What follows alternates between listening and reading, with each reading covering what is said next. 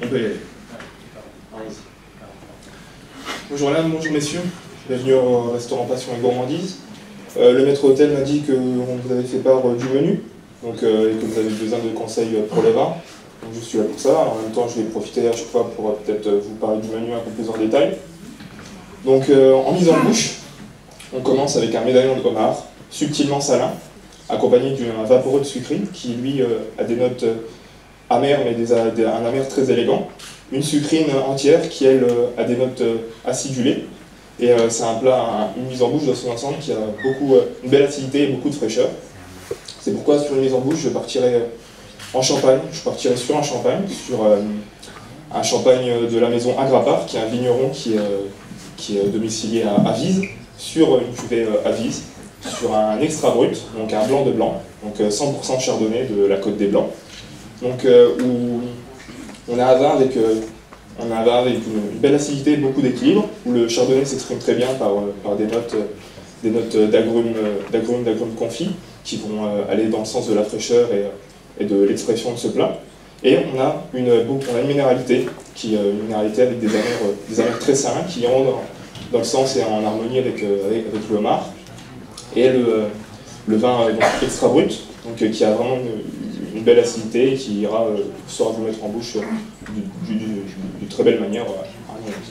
Est-ce que cela vous ira? Très bien. Donc, pour poursuivre, nous aurons donc une noix de Saint-Jacques, une belle noix de Saint-Jacques, juste snackée, donc avec des notes beurrées et de noisettes, avec une belle purée de betterave très goûteuse, onctueuse, et accompagnée également donc, de caviar d'Aquitaine, de pamplemousse.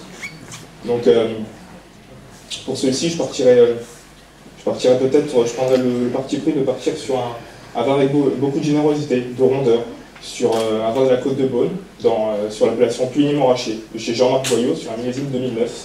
Donc un vin avec de la générosité, de la rondeur, on a des notes beurrées, des notes de noisettes, beaucoup d'opulence, et en même temps on termine encore une fois sur un caractère minéral avec beaucoup de fraîcheur, ce qui ira dans le sens de fraîcheur et d'onctuosité, ce qui ira dans le sens de la betterave, et qui en même temps qui accompagnera au mieux le produit noble qu'est la Saint-Jacques. Est-ce que ça vous dira ou vous voulez que je vous propose d'autres choses? Je peux peut-être... Très bien.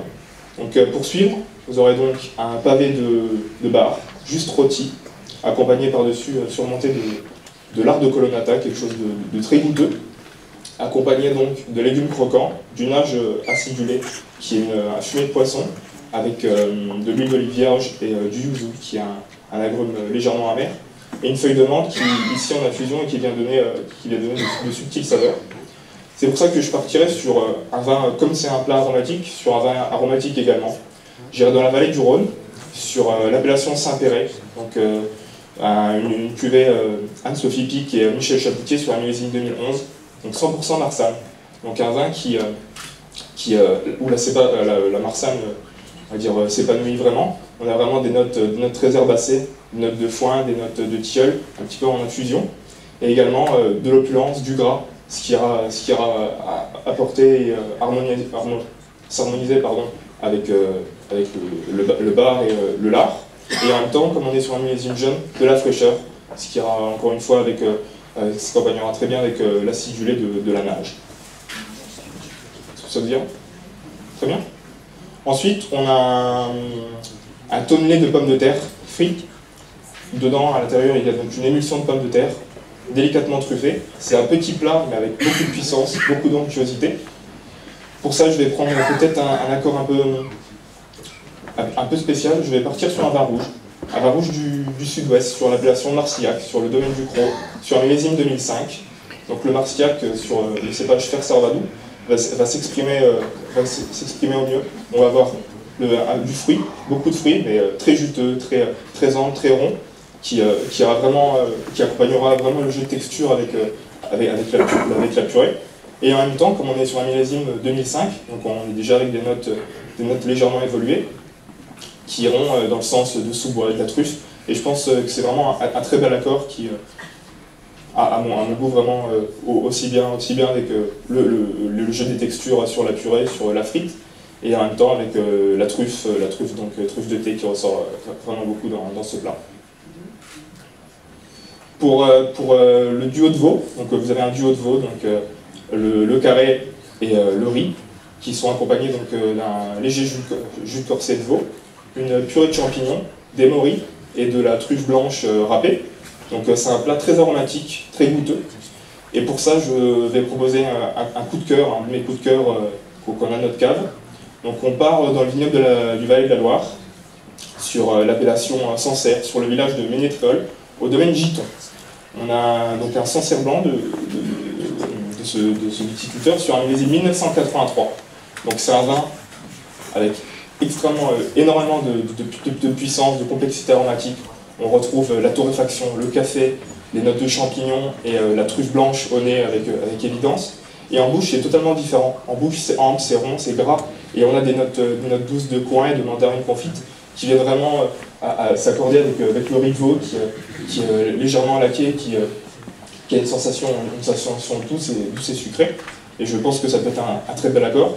Et en finale de ce vin, on retrouve encore une fois, on termine par des amers et on a toujours le côté sous-bois, le champignon et la truffe. Et pour moi, c'est vraiment un accord exceptionnel. C'est un vin qu'on a à notre carte et qui est vraiment un de nos coups de cœur. Est-ce que ça veut dire? Oui, très bien. Pour terminer, on termine tout en douceur et en fraîcheur sur un craquant de fraises et chocolat Valrhona.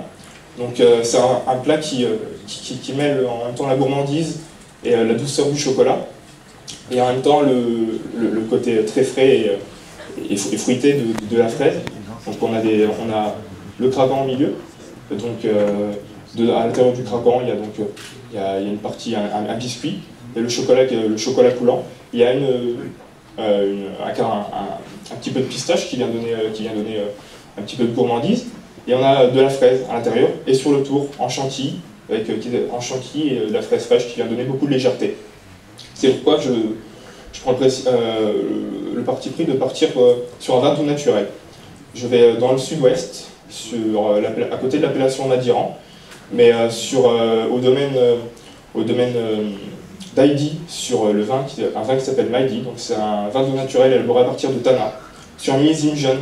Je partirai sur un millésime 2010, un millésime où on a du fruit, beaucoup de fruits. On ressent ces notes de fraises, ces notes de groseille et de framboise fraîche qui accompagnent vraiment la fraîcheur et la fraîcheur de ce plat.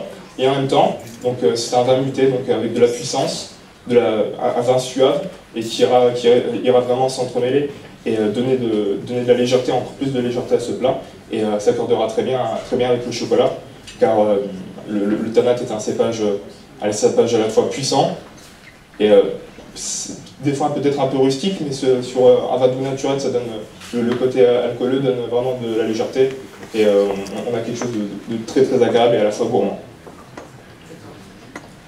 Ça vous ira? Oui. Peut-être puis-je vous proposer de l'eau au plat, gazeuse? Les deux. Donc en eau, nous avons le choix.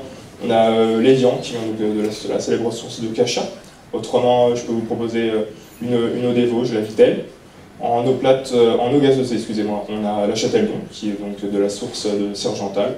Autrement, la célèbre Badois, donc la source de Saint-Galmier, subtilement saline. Badois est là? Très bien.